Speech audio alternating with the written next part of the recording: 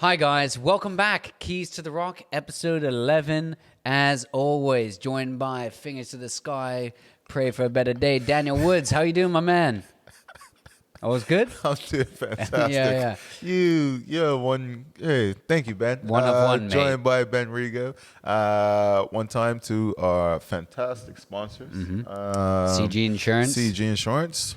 Good like that. Yeah. And we got some fantastic guests on today. Not even, Two massive female entrepreneurs, career women, but entrepreneurs on the side. And with great Danielle brands. Paynter and Liz Blankendal. So, really honored to have them on the show.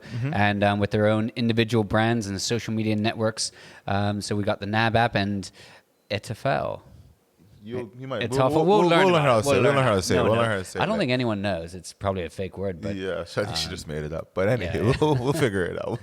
We'll ask her. We'll ask her that. Yeah. But before we get into actually this episode, we got to give a huge shout out to our main man, Sean Adams. Sean Adams from Hortitech. He really cut to the chase. The dad jokes. Yes, he did.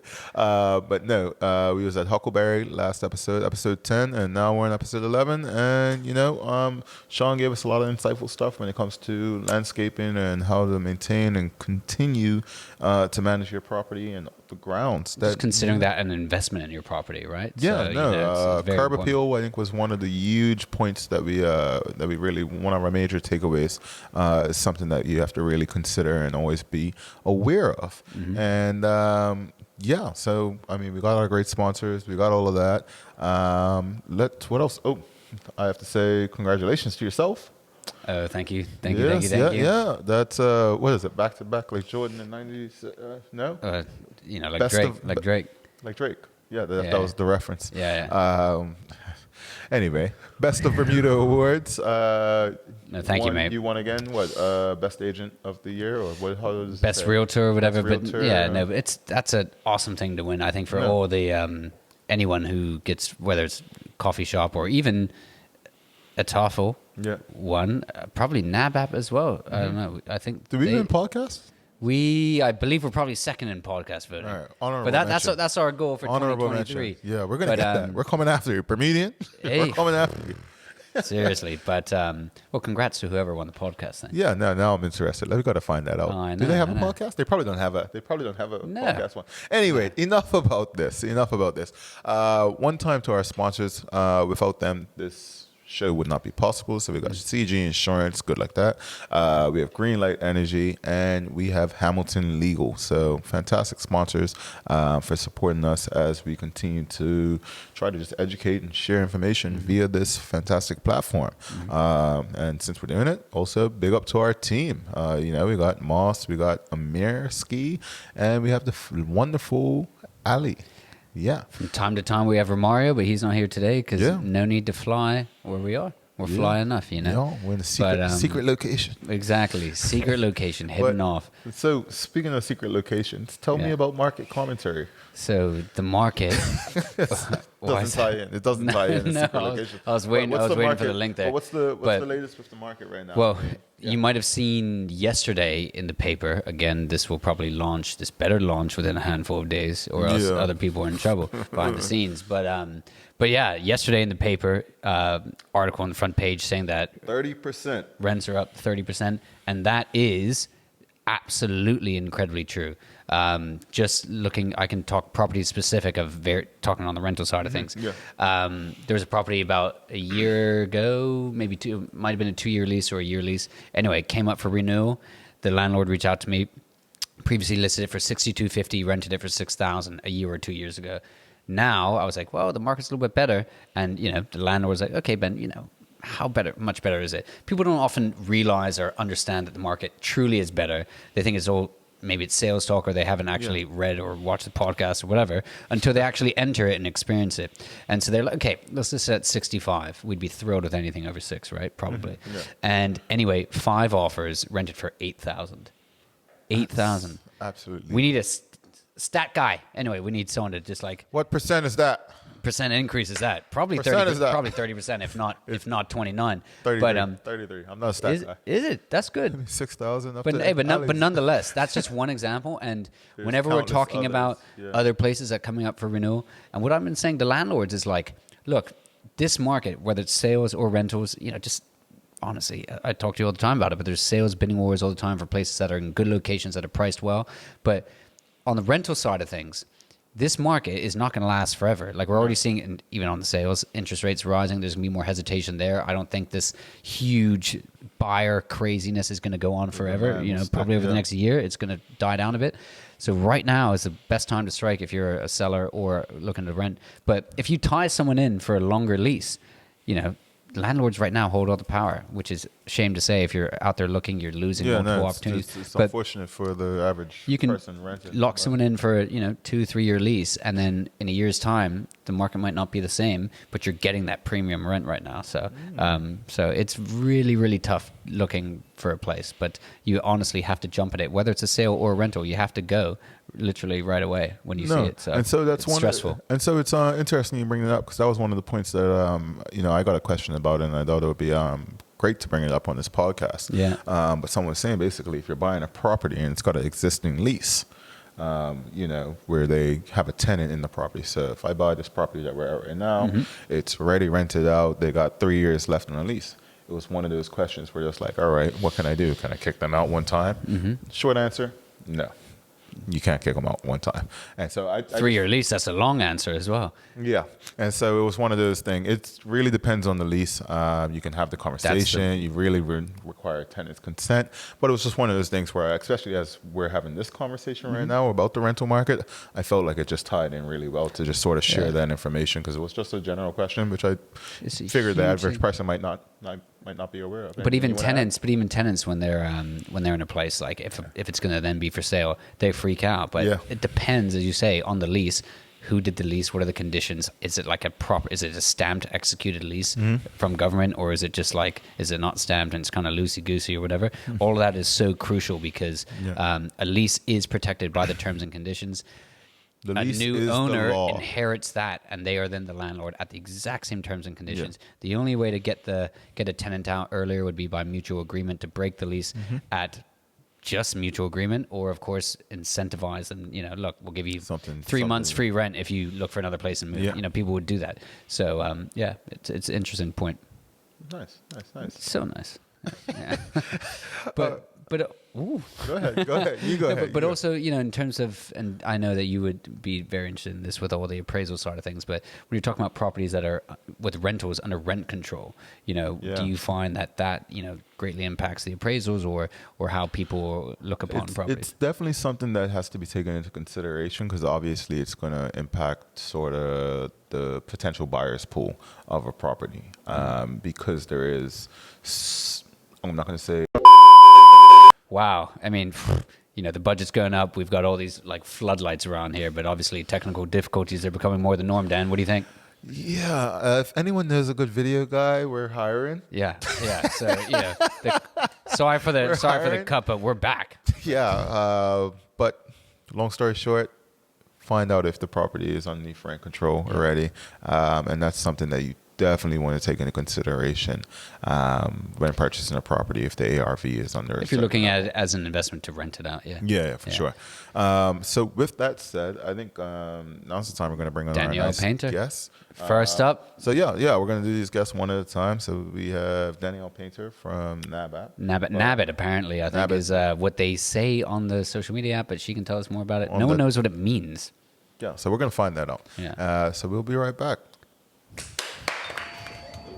Hello.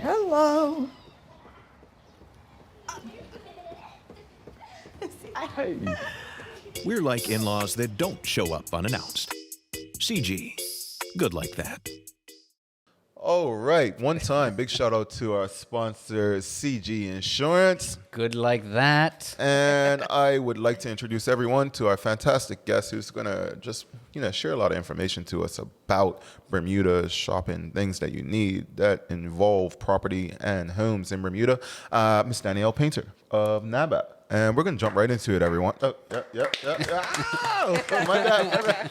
And we're going to jump right into it. So I have no idea what NAB even stands for. So I feel like I don't think it stands for anything. I think it's just a NAB. Just No, NAB? it means it stands for a lot. You have to nab. I'm going to ask you two things. One, what does NAB stand for? Because me and Ben clueless fellows. And two, what do you do? Tell us about yourself. So nab has a double meaning. It's when you go out and you nab something, but I get it. Light bulb. But it stands for need and buy, and it's an influencer marketing company that I started a couple of years ago, really out of frustration of not being able to find things I needed and wanted to buy locally. Yeah. And as a result, I was spending all this money on shipping and duty, having to wait for products to arrive. It wouldn't necessarily fit in my home, and it was just such an irritating process. So I said, somebody's got to go out there and show the community about the fantastic landscape of retail products we have here locally. And I'm a huge passionate supporter of the retail industry. The fact that it employs over 4,000 people in Bermuda. Wow. It's a huge driver of our economy.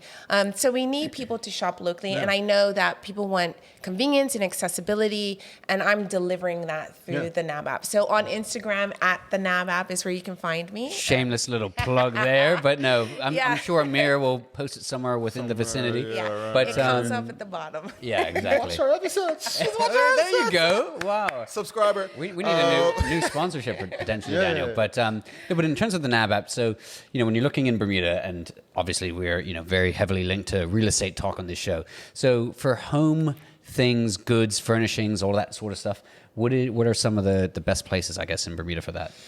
Well, it's really interesting. There's quite a few places in Bermuda where you can nab things for your home. You see that? Sure.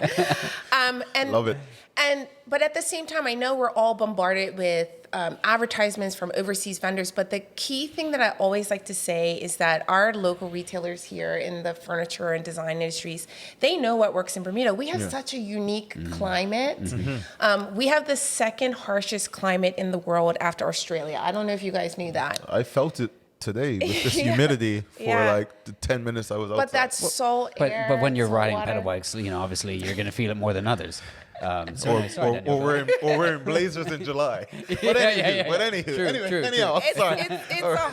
It's a harsh climate, and I don't know about anybody listening out there, but I have purchased things overseas furniture wise, and within like 6 months, it's rusted out. Oh boy, it's falling up. It's got mildew, all sorts of things like that. So that you can't really, you don't associate with it, and you're just at the point of purchase. Exactly, right? And so shopping locally for furniture is definitely the better way to go because our vendors have researched that. But some of the places that I really like personally are Island Trading, for example, for Top great. of Sterling Hill. Yep, great outdoor living furniture. ESC, which has an incredible retail presence online and has really expanded their great website. their Mills offering. Creek. Exactly. Exclusive Home. Send some sponsorship. These are all vendors that I've worked with through NAB. Even Hammer Galleries for great accessories and Furniture Flair as well. I mean, we've got... Furniture Flair? That's the one in Paget by... by Mortimer and all that. Yeah, exactly. Furniture Walk. Sorry, Furniture Walk, not Furniture Flair. Road, Furniture Walk, yeah. So we've got a great selection of local furniture vendors that have curated the selection specific for our climate and some great stuff to be nabbed locally. Okay, so now with that said, right, so we have these great vendors of different furniture and different things that we're going to need to basically fit out our home. But how long has NAB been around? Just about 3 years now, coming up on 3 years. Okay. Yeah. So what would you say is some of the sort of trends that you've seen change from, I guess, when you first started and was in the space, and then obviously we've had this, what's the word that everyone keeps Pandemic? using, unprecedented times of COVID. What's been some of the changes that you've sort of seen or trends that you've seen since then? Well, I think there's been a lot of different trends, but I know even myself, one trend, we're spending more time in our house. Yeah. So a lot of people have said, I want to renovate it to be more comfortable or they want to upsize their homes or even downsize if you realize, oh my God, my house is too big. But in terms of trends for the products that people are buying, I chatted with a few of my vendors before coming on this show. You know, I did my research. Oh, due diligence. Wow. Yes. All right. But I think it's stuff that everyone listening will probably feel. Like they're now looking for homes that take the inside to the outside. You know, you want to have that flow from Just seamless that living, yeah, seamless living. So you'll see, for example, flooring on the. I mean, we see it here in this home. Yeah. Flooring on the inside matches that flooring on the outside. The outdoor furniture you use looks exactly like that indoor couch you have. It's that comfy living room looking couch. You're seeing rugs that are dual purpose. They could be indoor rugs or outdoor rugs. People had more babies during the pandemic, so you need the rugs that can handle the spills and the. Don't look at me. hey man, geez, hey man, like this big bottle. Yeah. Trying to stay busy, mate. Yeah, you're seeing a Legacy. lot. You're seeing a lot of that, and then you're also seeing more of that comfy vibe. You know, this home has a lot of those modern elements, but the comfortable elements. People again spending more time in the house. They want those comfy couches. A lot of people are airing towards that more restoration hardware kind of look, the natural Home feel, offices probably neutral also colors. probably picked up. Lots of home offices and. Desks and furniture is being sold for that. It's incredible. But also people have been a little bit depressed. So color, artwork, big artwork. Yeah. You have more time to spend to actually look for that type of stuff too, to a degree, right? And all that time spent at home, you're now thinking, all right, maybe I do this project that I didn't do before, or all that types of things. That might, I mean, we even spoke about that last episode with Hortitech, shout out, just about landscaping as well. Yeah. And like how so many people were, investing in the outside of their house as well. My first 2 weeks of lockdown, I was like, oh, let me Planting go flowers outside and stuff and like that. go do this. And I was like, I've never done this before in my Big life. hydrangea guy. Yeah, exactly. So obviously the NAB app is becoming huge, right? You're a highly sought after brand in itself. So how do you look to kind of target specific companies, stores, whatever, and then like basically the selection process of that, and even from the show, you might have other people reaching out. So how do you kind of choose who you're going to promote? You know what? I'm a equal person player. I just honestly want people to shop locally. Believe it or not, I do work with a set of vendors and clients, but most times I'm out shopping myself. If I see something cool that I think the community needs to know about, I'm going to post it. I'm going to tell you where it's from and encourage people to nab things locally. So I don't exclude people, because I think at the end of the day, if our community wins, we're all going to win in that way. But in general, what I tend to do is, what happens is I post something and they realize, oh my God, people are coming in because they saw it on the NAB app, and then they reach out to me and say, hey, how can I get more visibility more consistently on your platform? And I'm very organic. I don't post anything that I don't truly love myself, because I want people to buy things that actually, Does it just depend on like who's going to give you free stuff, or? I'm broke because I end up buying half I know. stuff. You're like, oh, I have to buy it to try it, No, but I take it home and then I'm like, actually, this looks really good in my house. You should see my house now. It's like, it got a bunch of island trading stuff in it because of I brought it home to just post about it. I'm like, it actually is going to stay here now. Hey, So can't blame you. That's exciting. Yeah. Okay. All right. So fantastic. All right. So I guess in the, as we're progressing through summer and we're about halfway through the year, give or take, when this episode gets released, I'm here. What can we expect from NAB app in the short term? So, towards the end of the year, is there anything exciting that you got coming up your sleeve, or what should we be on the lookout for, or what can we nab? Yeah. It's really funny how NAB is kind of evolving. So what I'm finding now is opportunities like this. A lot of retailers want to do more focused, curated kind of discussions and talks versus just the influencer marketing piece. So I'm finding myself as a host in a lot of events on the radio, doing different things like that. It suits you. Well, I enjoy it. Yeah. Camera ready. You can be our third host, actually. Maybe in the you need a future. feminine touch. We do. They're out there. They're behind the scenes here. We said that. I know. Anywho. Short term. Off topic. Yeah. Short term. And then, NAB spent a lot of time actually talking about the fashion retail landscape. So personally, I'm also evolving the company to get into manufacturing, and I want to bring products to Bermuda and create things that are, playing homage to our Bermudian culture and roots, but getting into the retail game myself as a vendor. So Nice. lots of different things. I just Well, you wear many hats and you do it well. So ultimately, I'm sure people have all heard of you, but how do they contact you? What's the best way to Well, reach out? at the NAB app on Yeah. Instagram is Yeah. a great way to contact me. Also, Right email Danielle at nab.bm. It's going to be right here. We're going to put that like right there. here. It's going to, That's a great way to. Those two channels are great ways to reach out to me. Okay, fantastic, Yeah. fantastic. Well, let's give it up to Danielle Paynter. Much appreciated. And, we're excited for what's in store. And make sure you go and Nab it. Yeah, Nab nab it. it. Nab it. Yes, Nab it. I have a GIF and everything on Instagram. You could just type in nab it and you'll get all my little GIFs Are coming you up. like doing like a little thing? Like a little. No, it's like my logo. It's like yeah. Bermuda with like buy now. We're gonna use shop that. Go. local, We're gonna We're gonna nab use that for local. the We're gonna use post. that. We're gonna use that. Yeah. Ali, get We're on gonna use that. that post. Yeah, lots of All good right. use. Yeah. Well, and we guys will see you shortly. Thanks. Thank you.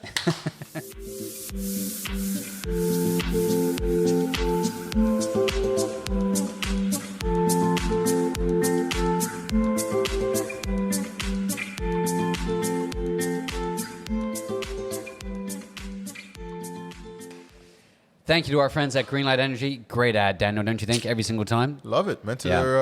their new office space today. 2 Cavendish Road.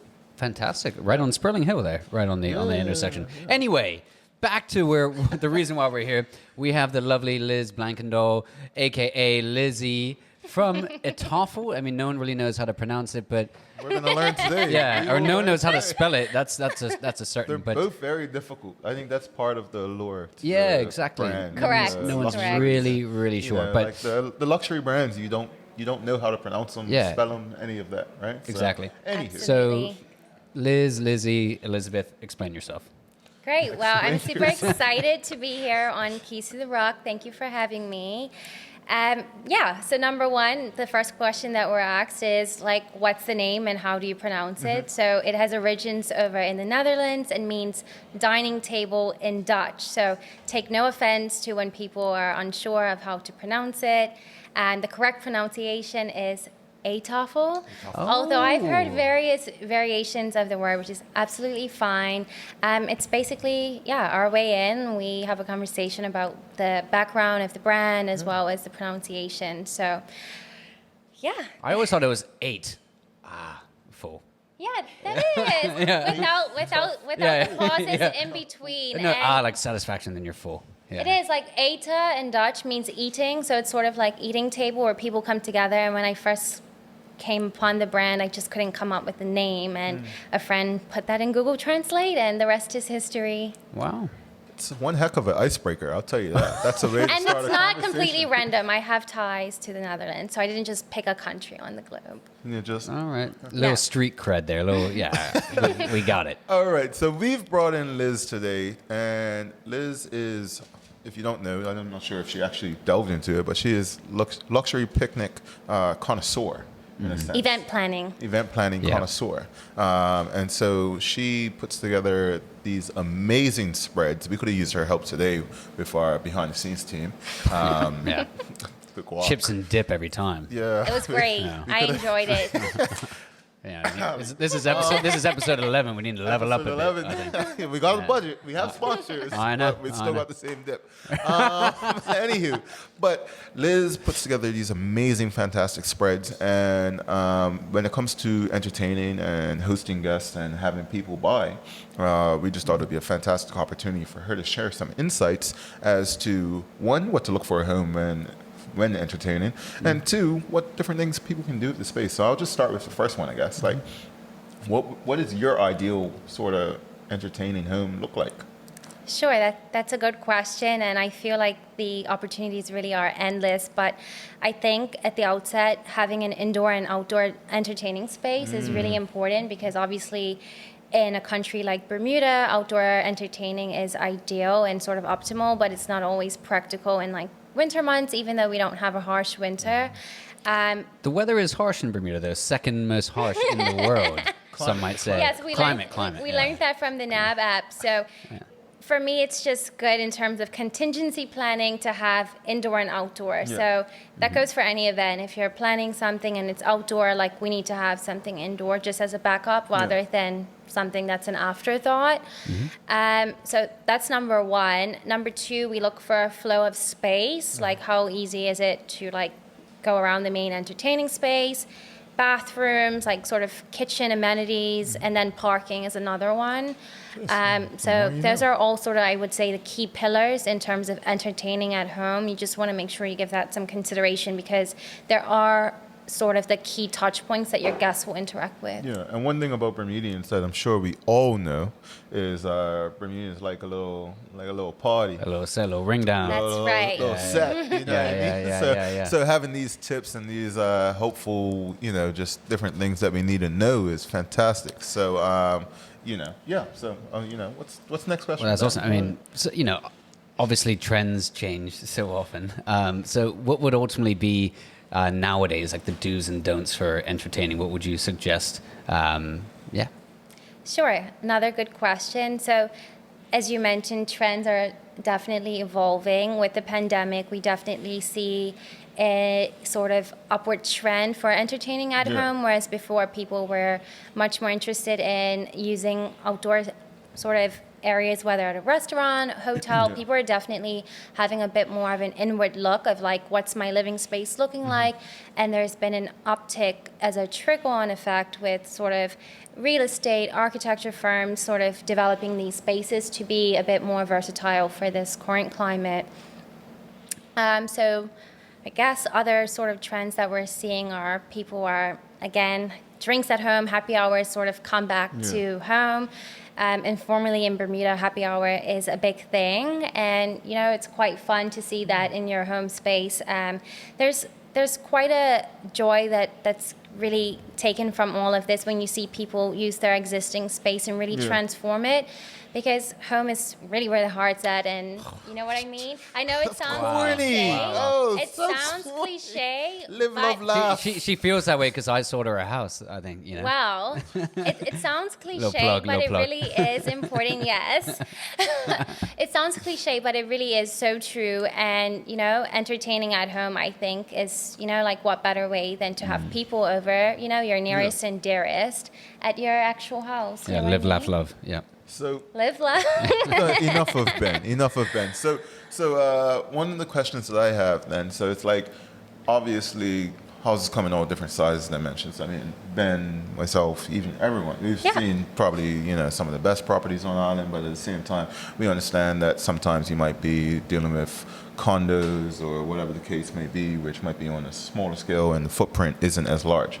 How can you sort of maximize your space, or what can you curate for those type of for those situations to be able to really still put together something nice and pleasant where you can really enjoy an evening and stuff like that? Like how would I don't know exactly what my question is, but I think I get a general gist. So I guess the main and ultimate question is where will guests commune? So whether you're in a studio or 5-bedroom mansion in the Hamptons, like, will it be around your sort of living bedroom space, or will it be in the living room? So I think if you identify and define that space, then, guests will feel comfortable that this is your entertaining space. So I don't think one needs to be sort of restricted to square footage. You can entertain anywhere, and if you find that your home is maybe not where you want to entertain, then obviously you can use like a beach in your local area or a park. Obviously spaces in the grounds or something. And like communal spaces is another spot that you can sort of explore. So I think the options definitely are there, and it just comes down to creativity, really. So I think any space is possible for entertaining. Like, that's a fact. Like, I don't think this is like a messaging that you have to have a mention to entertain. Yeah. Well, I think that's amazing. I mean, I've seen, even if you just follow EETTAFEL, you'll see, whether EETTAFEL, whether you're on a little beach cove or like just a back lawn, how you create a unique atmosphere in that. So, I guess a question that I was going to have similar to that is just like, where do you see the future of entertaining at a property, or not even just a property. I mean, you can probably find a parking spot and make it like its own little oasis, sort of like little feeling. Yeah, I guess that's the beauty of any event planner or designer, is just the ingenuity of really transforming any space. So whether it's a parking lot, a ship, backyard, your car. Maybe car might be a little bit difficult, but I'm sure you can just do a tailgating style and just have the Super trunk Bowl, open. yeah. You know what I mean? Cool. It's really about getting people together, having a good time. Like that really is just the basis of it all. Everything else is just like bells and whistles. So Your mind's spinning because you love throwing events. Me? Mr. Off Level. New levels. What we're not going to do. And on that note, thank you, Lizzie. Best way to contact her is no. But in all honesty, no.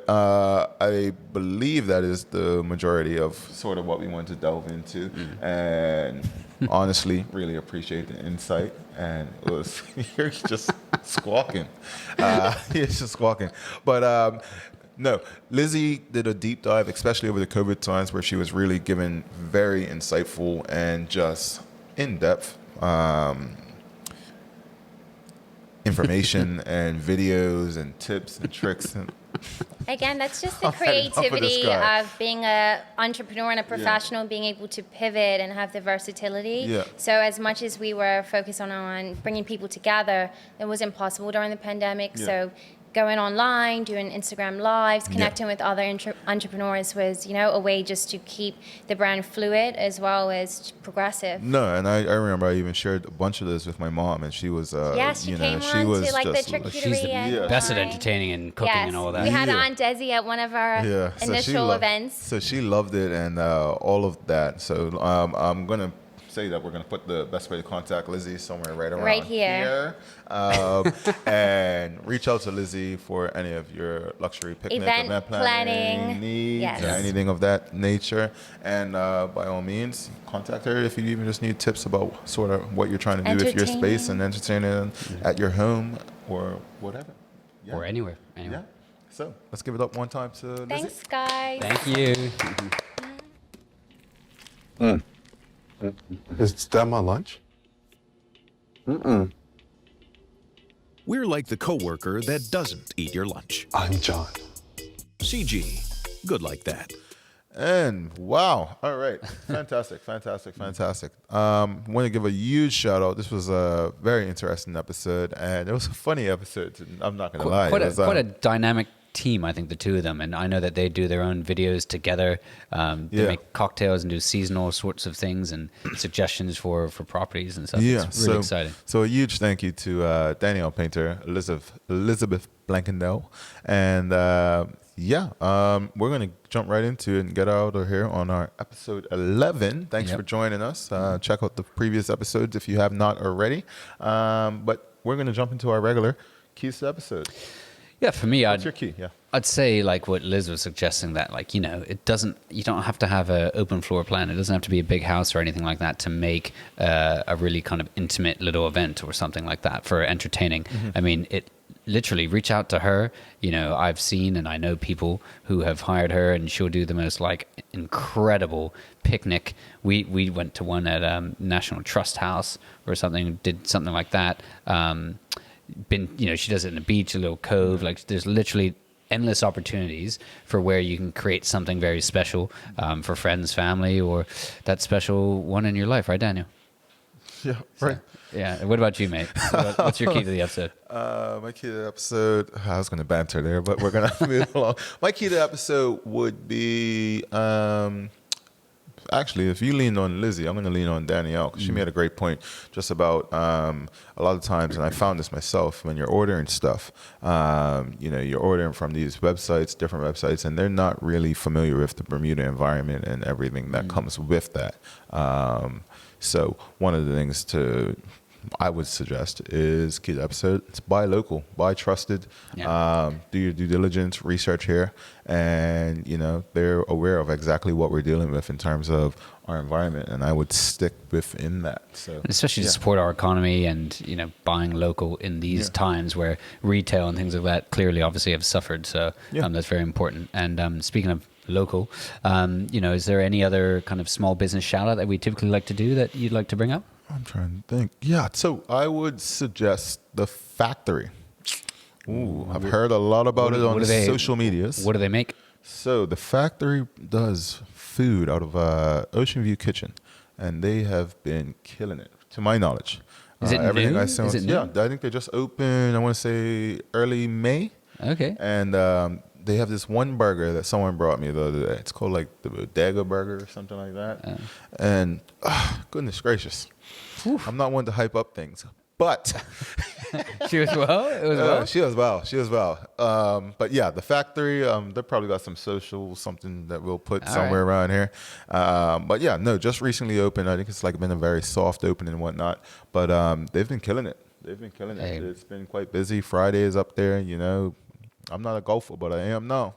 Hey, that bodega burger will get you, mate. Hey, you'll play they do $9 tacos for that. too. They do tacos. Okay. Tacos. Yeah. We go up there. Yeah, Next let's do episode. that. Yeah, Hey, we go. why not? Why not? Factory, bring us some burgers. Thanks. Eat them live on set. Yeah. But no, it sounds good. Sounds great, and it's honestly fantastic as well to see companies opening up during these potentially uncertain times. Hopefully, Bermuda and everyone we're getting back on our feet a little bit. But post-pandemic, current pandemic. But no, that's great. Fantastic. So, with all of that said, I think that's the end of our episode. Yeah. So, thanks, Ben. Thanks, Daniel. And like, comment, and share. And subscribe. Subscribe. And thanks for watching. This is episode 11. Keys to the Rock. See you next time. Daniel Woods, Ben Rigo. See ya.